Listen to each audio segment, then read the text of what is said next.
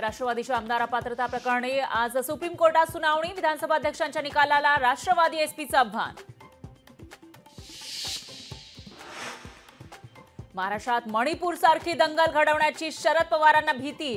पंतप्रधान मोदी उपाययोजना करत नसल्याची टीका। शरद पवारांचं महाराष्ट्राच्या सामाजिक स्थितीवरून भाष्य। आणि अलीकडच्या काळामध्ये महाराष्ट्रात काही घडेल का काय अशी चिंता वाटायला लागली।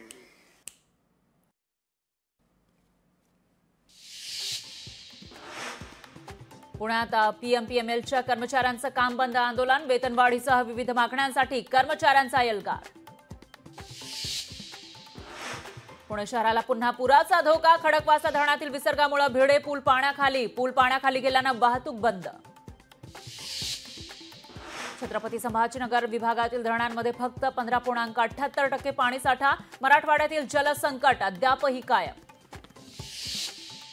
मुंबईकरांसाठी आनंदाची बातमी। मुंबईतील पाणी कपात आजपासून मागे। धरणांमध्ये मुबलक पाणीसाठा झाल्यानं निर्णय। 7ही धरणांमध्ये 73% पाणीसाठा।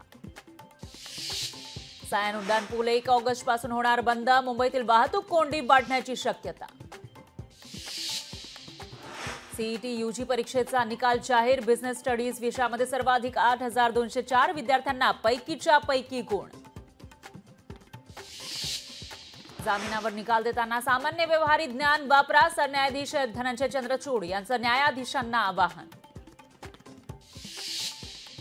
ऑलिम्पिकमध्ये पदकाचं खातं उघडलं। नेमबाज मनू भाकरला 10 मीटर एअर पिस्टल प्रकारात कांस्य पदक। तर बॅडमिंटनमध्ये पीव्ही सिंधूची विजयी सलामी। महिला आशिया कप T20 स्पर्धेत भारताला उपविजेतेपद। फायनलमध्ये श्रीलंकेकडून भारताचा पराभव।